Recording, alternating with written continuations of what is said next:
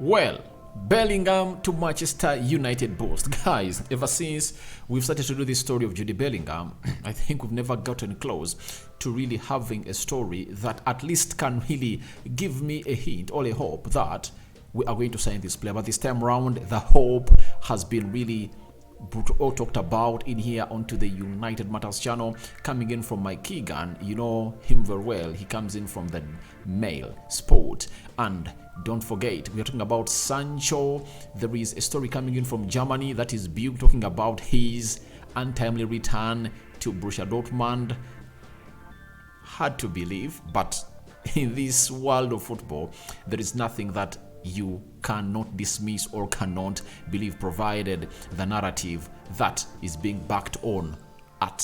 So lastly, we are discussing Bruno Fernandes, talking about his injury he sustained when we are playing the semi-final of the FA Cup, and he has explained to us how he has to weather through the pain to lead the team where he wants it to be. So let's see close to 150 likes smash on this video, because I know it's going to be watched massively and you guys need to go ahead and bid with the needful. Jude Bellingham is one of those players that every manager in world football would love to be having in his central midfield. He's been one of those best talents that you'll always look at the age of 19 and admire and say he's 19 years of age and he's playing like that.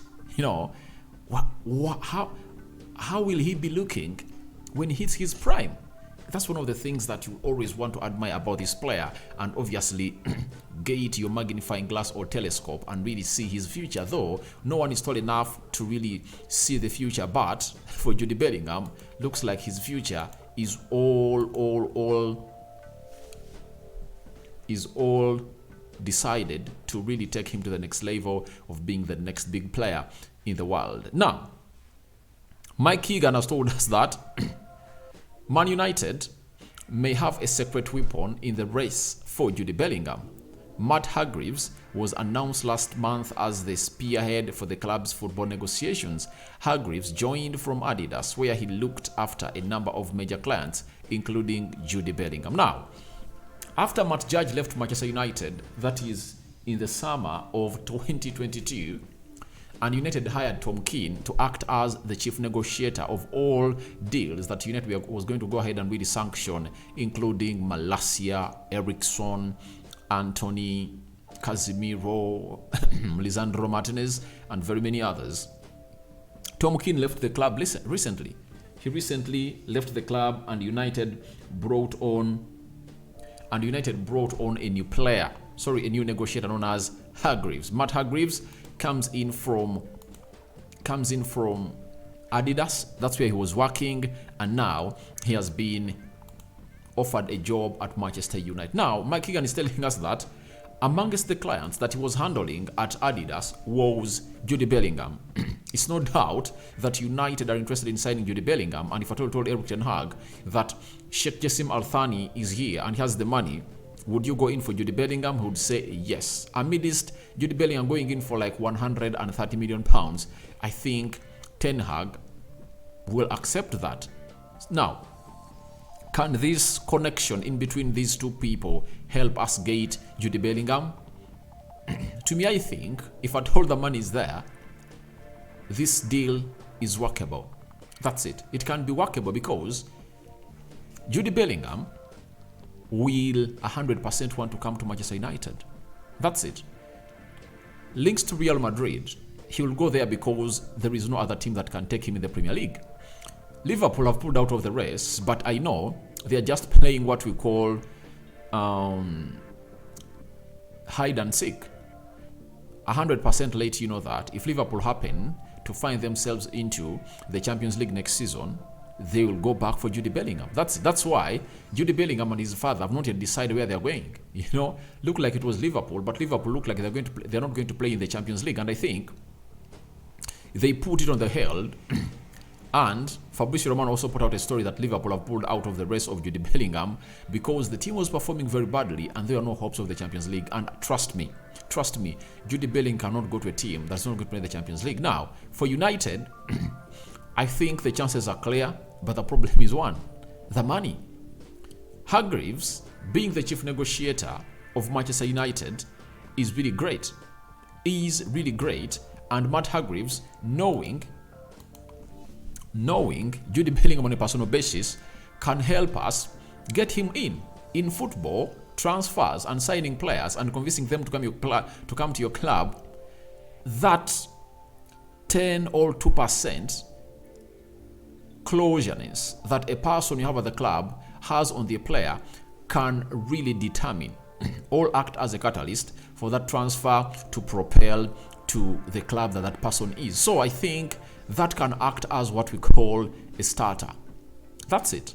Because when you look at Liverpool, they only had these other players that play at the English national team that we are talking to Jude Bellingham, and convincing him. But this time round, this is one of the people that has been talking to Jude Bellingham and his entire entourage. These players only know Jude Bellingham, but Matt Hargreaves at Adidas, he was talking to the entire entourage and representatives of Jude Bellingham, and that can really lead to a turnaround that most of you haven't even thought about, if at all the money is there. So, to me, the deal of Jude Bellingham to Manchester United is all about United having the money on the table. If we can have the money on the table to compete with the likes of Man City and Real Madrid, trust me, we can win the race. We can win the race. Why? When you look at Jude Bellingham, in United, he comes straight into the team. That's it. I understand at City, he can also come straight into the team, but I think he's going to have what we call huge competition. But at United, he'll be really guaranteed to start every game that he wants to play. And if you are told that of the two teams, which teams would you rather go to if at all you want to make history and obviously have the fans there hold you high in high esteem? When you look at Man City, they've already built their heroes.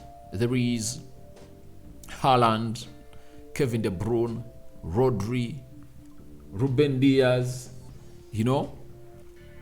They're having their own stars, and it will take Jude Bellingham to perform beyond his expectations to supersede those players and obviously go past them. Trust me, Kevin De Bruyne is like 30 years of age plus. He's still at Man City for the next 3 years. Haaland might be at City for the next 3-4 years. So, I think he can easily become the poster boy of Manchester United than to become the poster boy of Man City. So, it's all about the money. If the money is there, trust me, we can get in Jude Bellingham in a nick of time at Manchester United. That's what I'm really thinking about it, and I'll be so much okay with that move of Jude Bellingham to Manchester United because he's a player that starts in any midfield.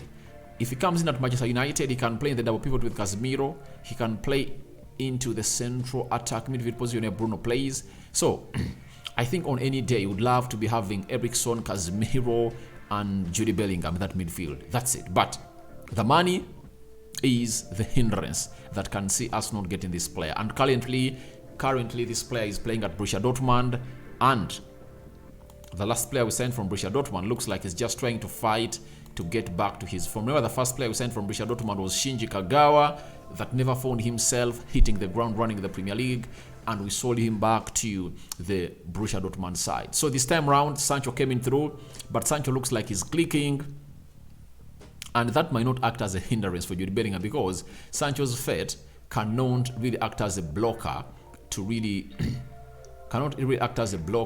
to Jude Bellingham joining Manchester United. And I think Sancho can just act as that person to talk to Jude Bellingham and tell him, please come and really reunite as we were at Borussia Dortmund. Remember the season that Sancho last played for Borussia Dortmund?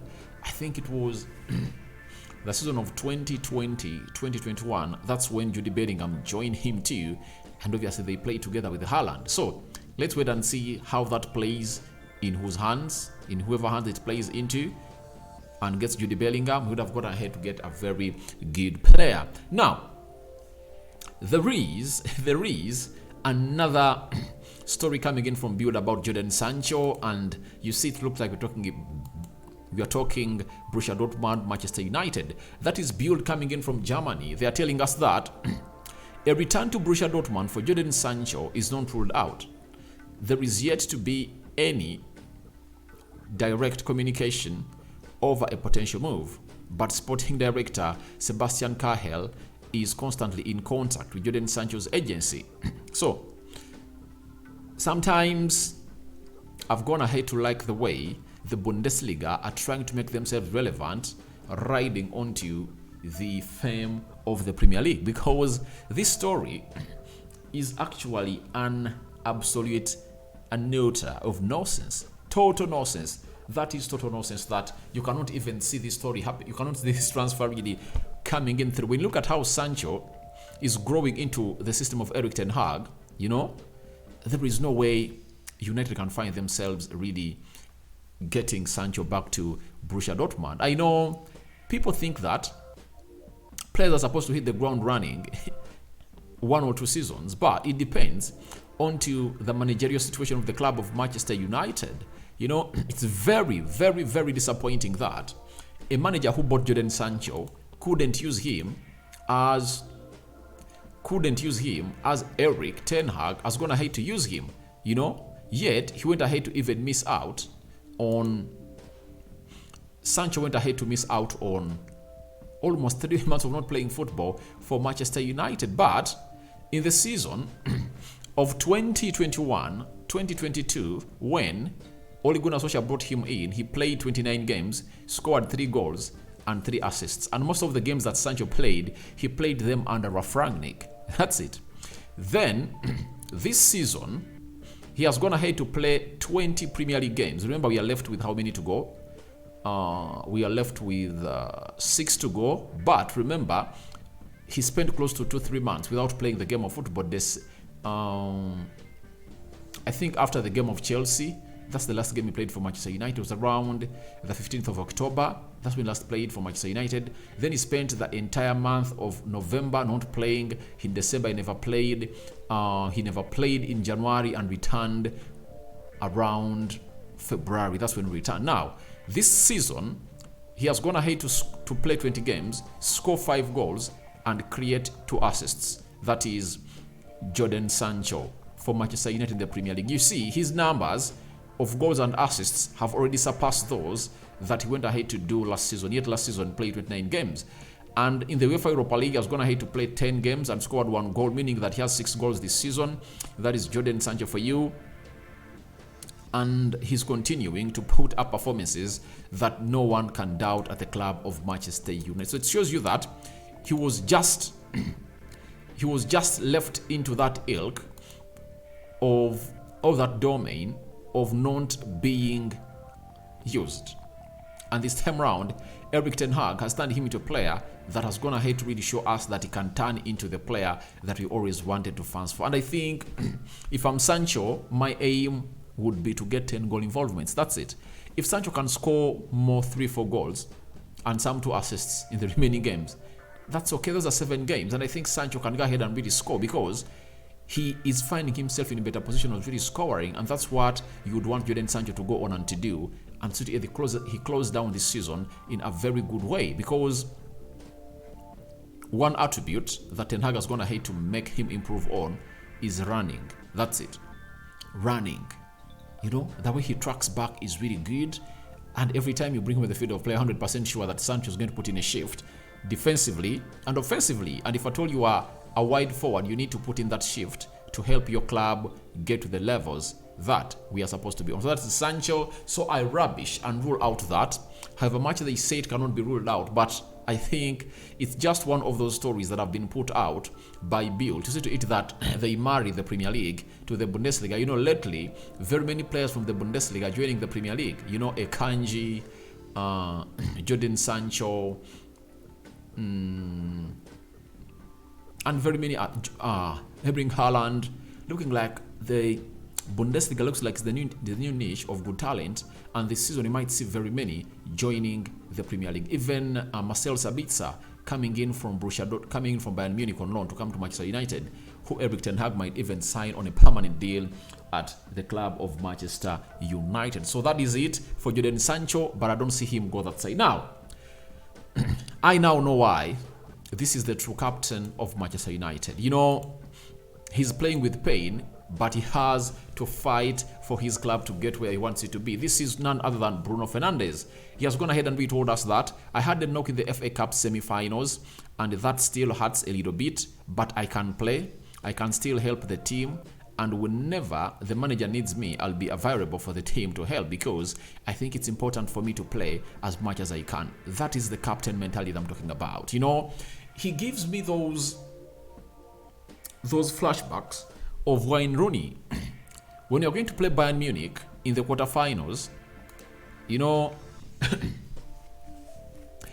we had lost, was it 2-1? 2-1 to Bayern Munich away, and then we needed to go through in the Champions League. Then Rooney found, by the time he was the key man of Manchester United, I think that was his best goal scoring season for Manchester United. Then we found ourselves not having him, and it was really a key game. What Ferguson did was to put Wayne Rooney in an oxygen tent for like 24 hours ahead of the game of United versus Bayern Munich, and he brought him on. Wayne Rooney just braved through the pain and came on and played, you know, and he played, I think, for like 70 minutes, and we nearly went in through.